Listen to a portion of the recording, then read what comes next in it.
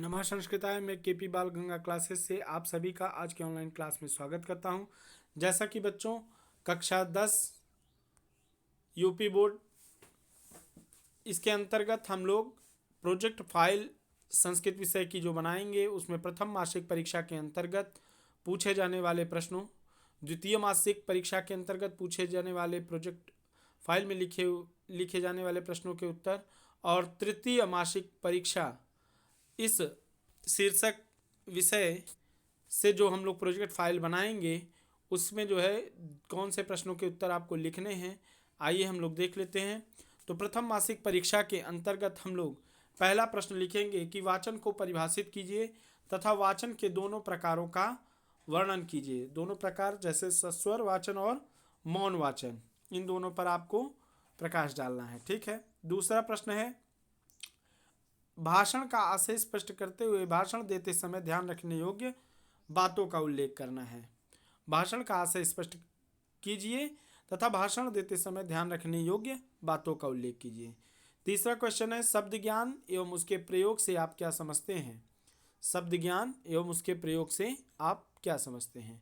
Question number 4 आएगा प्रथम मासिक परीक्षा के अंतर्गत निम्नलिखित संख्याओं के लिए संस्कृत के संख्यावाचक शब्द लिखिए। इनमें संख्याएं हैं 39, 96, 69 और 79। इन चारों ही संख्याओं को आपको संस्कृत में लिखना है। ठीक है। इसके बाद अगला प्रश्न है पांचवा, जल अथवा अग्नि शब्द के तीन तीन पर्यायवाची शब्द लिखिए। जल अथवा अग्नि शब्द के तीन तीन पर्यायवाची शब्द संस्कृत में आपको लिखने हैं। ये आपके प्रथम मासिक परीक्षा के अंतर्गत प्रोजेक्ट फाइल में लिखे जाने वाले प्रश्न हैं। इसके बाद आप लोग द्वितीय मासिक परीक्षा के अंतर्गत लिखे जाने वाले प्रश्नों के बारे में जान लीजिए।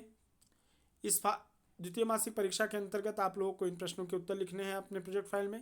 पहला लिखना है अच प्रत्याहार के अंतर्गत आने वाले वर्णों के विषय में बताइए कि अच प्रत्याहार के अंतर्गत कौन कौन से वर्ण आते हैं उसके विषय में बताना है।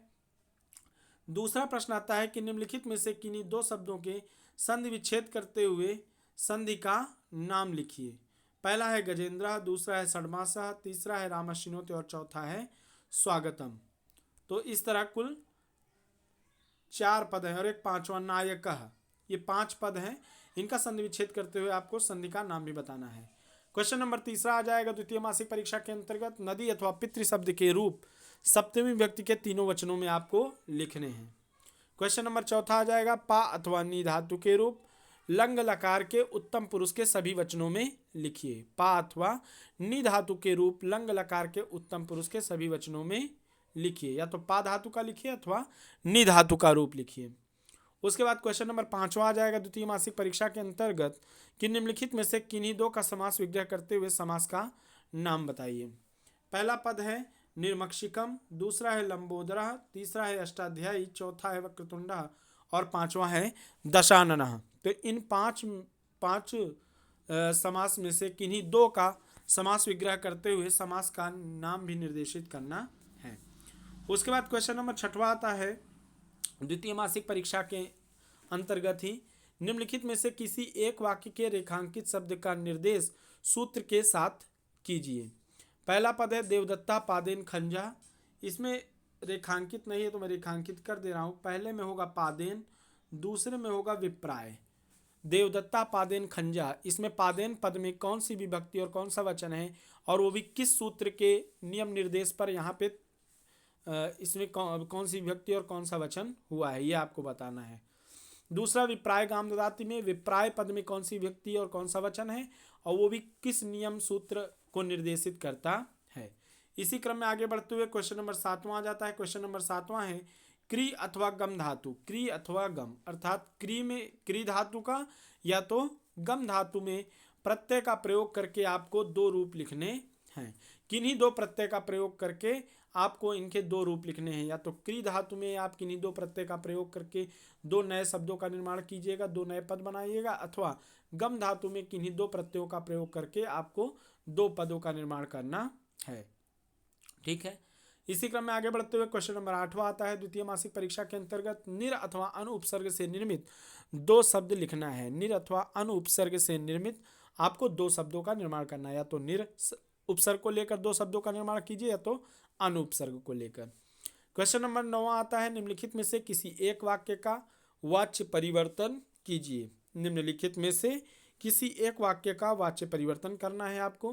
पहला वाक्य है श्यामः फलम खादति। श्यामः फलम खादति, इस वाक्य को आपको वाच्य परिवर्तन करना है। दूसरा वाक्य है मया, मया नहीं, यहाँ पे विसर्ग नहीं होगा, मया पुस्तकम पठ्यते। मया पुस्तकम पठ्यते, यहाँ पे मया में जो विसर्ग लगा है ये विसर्ग नहीं लगेगा, ठीक है, विसर्ग आप लोग हटा लेंगे। मया पुस्तकम पठ्यते, इन दोनों वाक्यों में से किसी एक वाक्य का आपको वाच्य परिवर्तन करना है। क्वेश्चन नंबर 10वां आ जाता है, निम्नलिखित वाक्यों में से एक वाक्य को शुद्ध करके पुनः लिखिए। निम्नलिखित वाक्यों में से किसी एक वाक्य को शुद्ध करके पुनः लिखना है। पहला, विद्यालय से परितः पुष्पम पादपः सन्ति, इसको शुद्ध करके लिखिए। या तो दूसरा है कि मोहन पितरम सह आपणम गच्छति, यहाँ पर इस वाक्य में कोई ना कोई त्रुटि है, उस वाक्य को सुधारिए और लिखिए। तो दो में से कोई एक वाक्य आपको शुद्ध करके लिखना है। ये खत्म हुआ आपका द्वितीय मासिक परीक्षा के अंतर्गत प्रोजेक्ट फाइल में पूछा जाने वाला प्रश्न। अब आते हैं तृतीय मासिक परीक्षा के अंतर्गत। तृतीय मासिक परीक्षा के अंतर्गत आप लोगों से केवल संस्कृत में 2 ही प्रश्न पूछे जा रहे हैं।